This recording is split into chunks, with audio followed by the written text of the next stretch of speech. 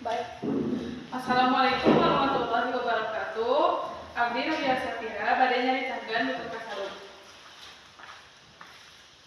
Dina jaman kapungkur di Tatar Pasundan aya hiji karajaan anu dipimpin ku saurang raja anu bijaksana. Namina nyaeta Prabu Tapak Agung. Prabu Tapak Agung ngagaduhan dua anak awewe anu geulis namina Purbararang sarta adina Purbasari.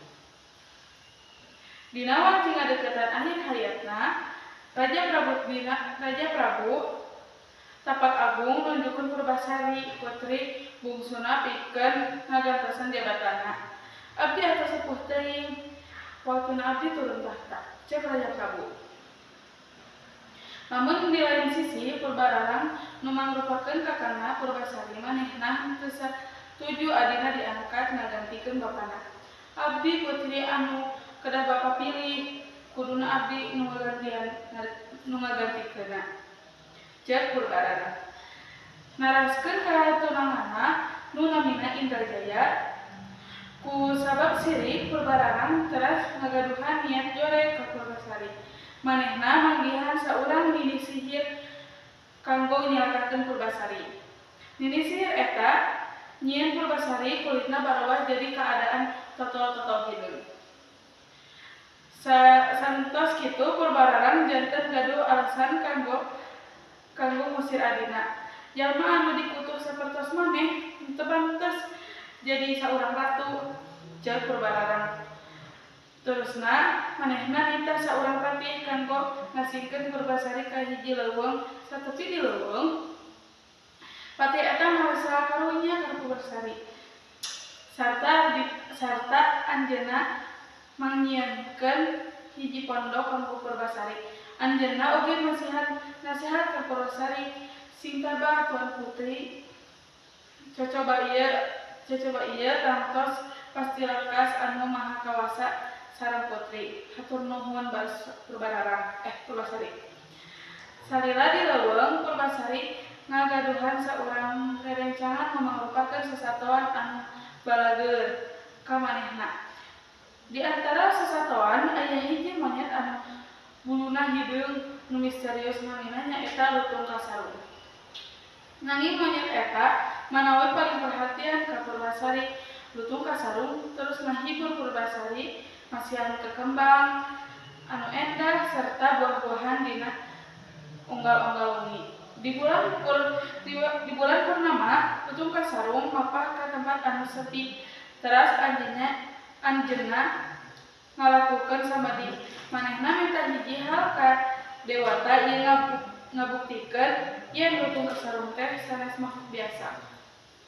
Dina samadi eta, tanah nu aya di deukeut Lutung Kasarung barubah jadi hiji talaga alit.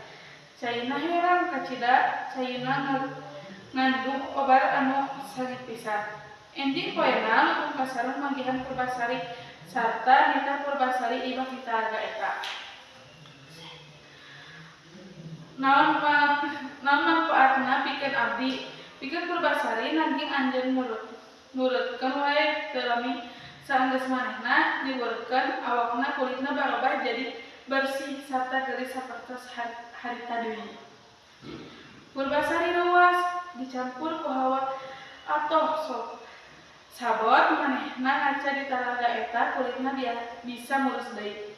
Dina wartos lain di karajaan Purbararang bade ningali adina anu aya di leuweung. Manehna mangkat sareng tunanganna Indrajaya sarta para pegawaina. Satepi di hutan Purbararang manggihan adina si Purbasari. Purbararang teu percaya ningali adina tiasa geulis deui kos harita. Purbararang bungeun eleh, teras anjeunna ngajak Purbasari nitah ngadu papanjang-panjang buuk. Sarta nu paling panjang buukna manehna anu meunang, saur Purbararang. Kajen ayeuna abdi eleh, nanging ayeuna hayu urang paganteng-ganteng tunangan. Tah ieu tunangan abdi, saur Purbararang. Sabari nyamperkeun ka Indrajaya.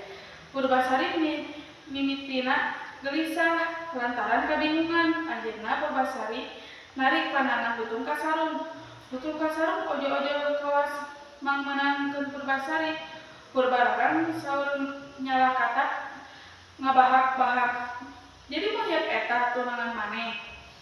Saur Purbararang.